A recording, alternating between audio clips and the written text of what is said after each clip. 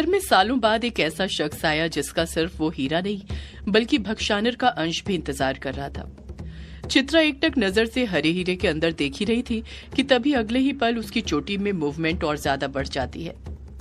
चित्रा की चोटी और जोर से उसकी पीठ पर लहराने लग जाती है, नागिन की तरह डोलने लग जाती है। पर चित्रा का चोटी पर ध्यान ही नहीं था, वो तो बस उस हीरे को देखने में ही लगी हुई थी।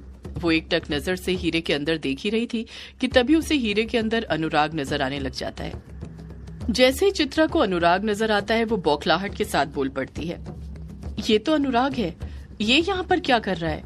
हीरे के अंदर दिखते अनुराग को नोटिस करते हुए चित्रा फिर खुद से बोल पड़ती है, अनुराग इस वक्त लंगड़ा नहीं रहा है, इसका मतलब अभी तक इसके साथ कुछ नहीं हुआ है। कहीं ये वो पल तो नहीं जब अनुराग यहाँ पंचिम गांव में आया था? हाँ, ये वही वक्त होगा। अनुराग ने जरूर इस हीरे को छुआ होगा, तभी उसकी भी यादें इसी हीरे में कैद है। चित्रा कुछ और सोचते हुए कहती है, पर अगर ये हीरा अनुराग को मिला था तो उसने इस हरे हीरे को यहीं पर क्यों रहने दिया? यक्षिणी के ताज के हीरे की तरह अपने पास क्यों नहीं रखा? चित्रा और गौर से हीरे के अंदर देखने लग जाती है और वो देखती है कि अनुराग पंचिम गांव के अंदर था और धीरे धीरे अपने कदम आगे बढ़ाए जा रहा था। वो काफी डरा और घबराया हुआ लग रहा था, उसके पैर डर से थर-थर कांप रहे थे, फिर भी वो आगे बढ़ते जा रहा था। भक्षानर के बारे में जानने की तलब उसे यहाँ तक ले आई थी। शाम हो चुकी थी जिस कारण अंधेरा होने लग गया था। अनुराग अपने कदम आगे बढ़ाते हुए खुद से कहता है, ये गांव तो सच में बहुत डरावना है, मेरी कहानियों से भी ज्यादा। बल्लू काका ने मुझे कहा भी था कि मुझे यहाँ पर नहीं आना चाहिए था, पर फिर भी मैं यहाँ पर आ गया। पर मैं क्या करता, मेरे लिए भक्षानर के बारे में पता लगाना बहुत जरूरी है। अब ये बात मैं बल्लू काका को कैसे समझाता?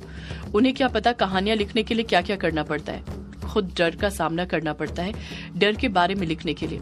उन्हें तो कहानी का क तक नहीं आता।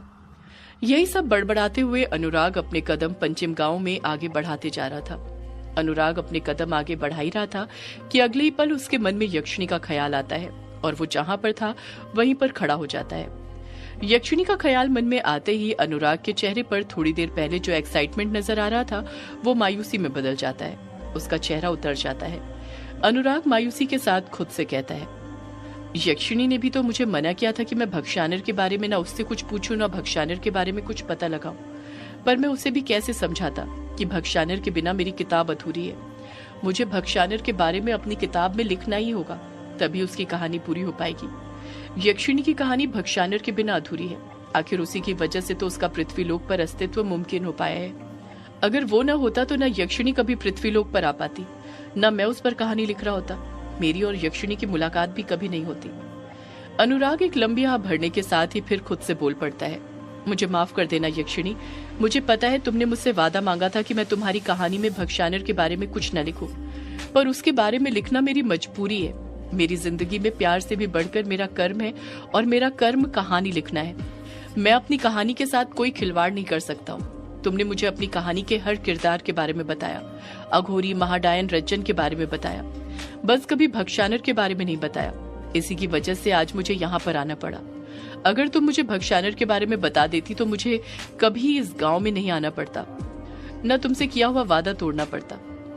अनुराग कुछ और सोचते हुए मायूसी के साथ कहता है, मुझे पता है यक्षिणी, जब तुम्हें पता चलेगा कि मैं पंचिम गांव आया हूँ तो तुम मुझसे बहुत नाराज होगी, पर देखना जिस दिन मैं तुम्हारी कहानी पूरी कर दूंगा तुम मेरी सारी गलतियों को माफ कर दोगी।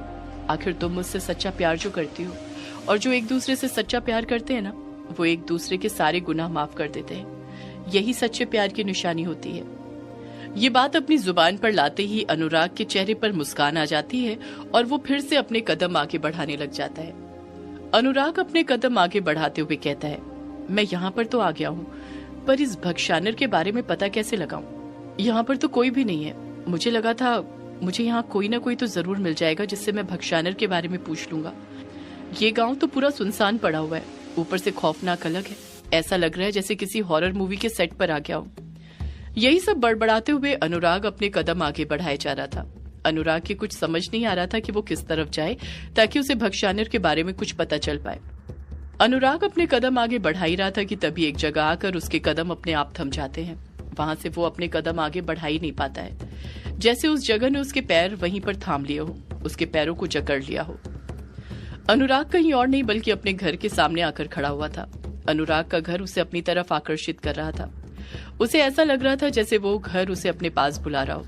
अनुराग बाहर खड़े होकर उस घर को एकटक नजर से देख ही रहा था कि तभी उस घर का दरवाजा अपने आप खुलता है और उसके अंदर से रेवती दौड़ते हुए बाहर आती है, जिसने अनुराग को अपनी गोद में पकड़ कर रखा हुआ था। वो अपनी जान बचाते हुए भाग रही थी। रेवती दौड़ते हुए अनुराग के पास आती है और उसके शरीर से आर पार हो जाती है। जैसे ही रेवती उसके शरीर से आर पार होती है, उसे पता चल जाता है कि ये सब उसका एहसास था, कोई हकीकत नहीं।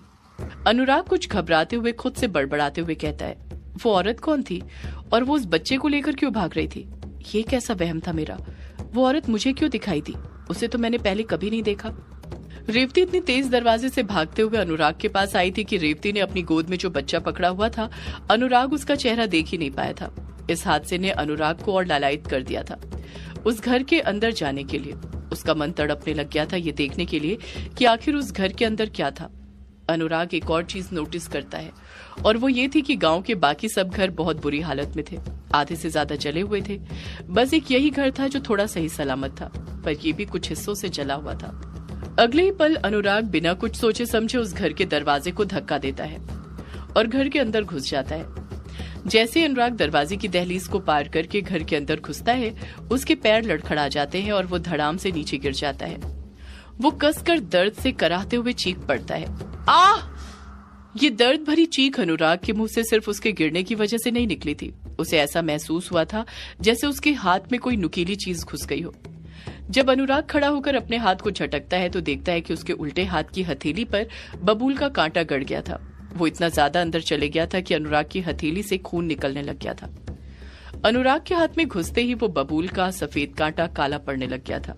अनुराग अपनी हथेली से निकलते हुए खून को देखते हुए कहता है, ये कैसे हो गया? यहाँ दरवाजे की दहलीज पर कौन कांटा रखता है इस तरह? अगले पल अनुराग एक दर्द भरी आह के साथ उस बबूल के कांटे को अपने हाथ की हथेली में से निकाल लेता है। ये हैरान करने वाली बात थी कि कांटा निकालने के बाद भी अनुराग की हथेली से धीरे धीरे खून निकल ही रहा था। वो रुका नहीं था, पर वो खून इतनी धीमी रफ्तार से बह रहा था। अपनी हथेली को नजरअंदाज करते हुए अनुराग अपने कदम आगे बढ़ाने लग जाता है।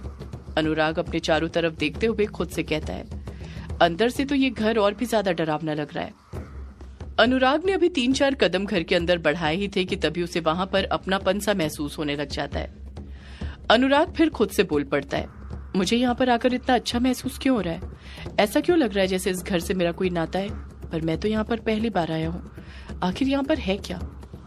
यही सब बड़बड़ाते हुए अनुराग अपने आसपास देख ही रहा था कि तभी उसकी नजर फर्श पर फैले हुए सामान पर पड़ती है और वो देखता है कि वहां पर तांत्रिक अनुष्ठान का सामान रखा हुआ था।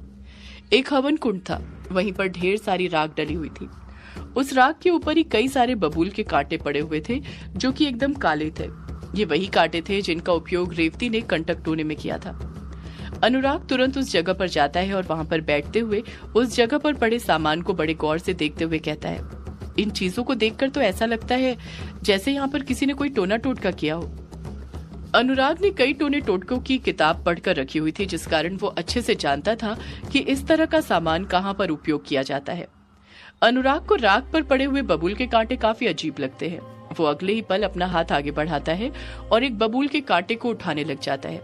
जैसे ही वो बबूल के कांटे को उठाता है, उसे वो पल याद आता है जब वेदांत रेवती को उस बबूल के कांटे से नवजात जन्मे अनुराग को मारने के लिए कह रहा था और रेवती मना कर रही थी, पर तब भी वेदांत बार बार रेवती पर दबाव बनाते जा रहा था।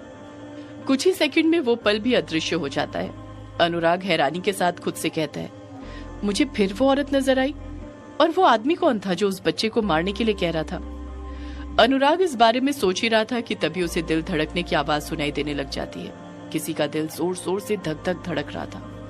वो धड़कन की आवाज इतनी तेज थी कि उस आवाज से कमरा गूंजने लग गया था।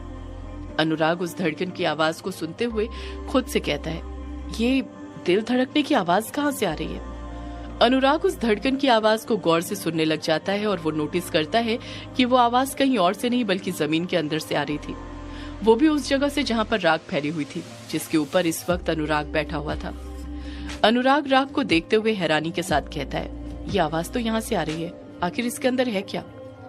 अगले ही पल अनुराग उस राख को वहां से हटाने लग जाता है। अभी अनुराग ने 3-4 बार राख वहां से हटाई ही थी कि तभी उसे वहां पर हरा हीरा नजर आने लग जाता है। जैसे अनुराग को हरा हीरा नजर आता है, वो राख को वहां से हटाना छोड़ देता है। उस हीरे को देखकर अनुराग शॉक्ड रह गया था। अनुराग उस हीरे को देखते हुए खुद से कहता है, ये हीरा तो ठीक वैसा ही लग रहा है जिसके बारे में मुझे यक्षिणी ने बताया था। कहीं ये महाडायन का हीरा तो नहीं जो उसने भक्षानर को दे दिया था। दिल के धड़कने की आवाज अभी भी सुनाई दे रही थी। अनुराग कुछ नोटिस करता है और अगले ही पल हैरानी के साथ बोल पड़ता है, ये धड़कन की आवाज तो इस महाडायन के हीरे के अंदर से आ रही है। आखिर इसके अंदर है क्या? हीरे के तल में एकदम बीचों बीच एक काली बूंद थी, वही धड़क रही थी। वो काली बूंद कोई और चीज नहीं बल्कि भक्षानर का अंश था। जब वेदांत ने उस हीरे को अपने पास रखा हुआ था तो उसके अंदर मौजूद भक्षानर के अंश के अंदर धड़कन उसी वक्त आ गई थी, और जब वो सालों तक यहाँ इस घर में रहा तो भक्षानर के अंश की धड़कन और ज्यादा बढ़ गई। यही कारण था कि वो अंश इतनी तेज धड़क रहा था। अगले ही पल अनुराग उस हीरे को अपने दोनों हाथों में उठा लेता है। जैसे ही अनुराग उस हीरे को छूता है, उसकी हथेली में जहां पर बबूल का कांटा चुभा था वहां से खून की बूंद निकलती है जो सीधे हीरे के अंदर चले जाती है, ठीक वैसे ही जैसे भक्षानर की खून की बूंद उस हीरे के अंदर गई थी। अनुराग के खून की लाल बूंद हीरे के अंदर मौजूद भक्षानर के खून की काली बूंद से मिल जाती है। अनुराग के लाल खून की बूंद भी काली होने लग जाती है, पर अनुराग का इस चीज पर ध्यान ही नहीं था। उसका पूरा ध्यान हीरे के अंदर क्या था ये देखने में लगा हुआ था।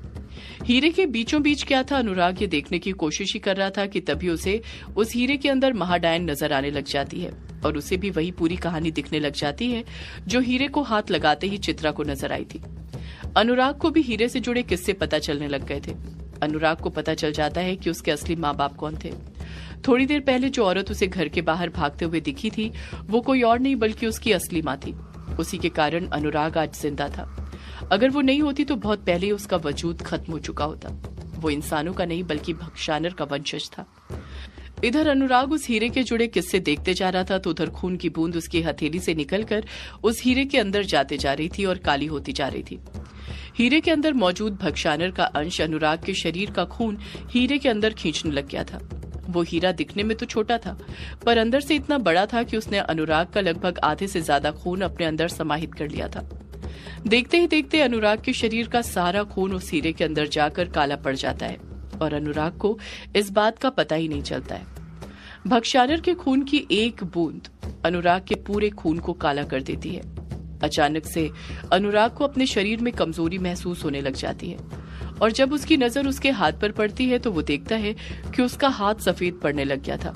सिर्फ उसका हाथ नहीं बल्कि उसका पूरा शरीर सफेद पड़ चुका था। अनुराग दर्द से कराहते हुए खुद से कहता है, ये क्या हो गया मेरे हाथ को?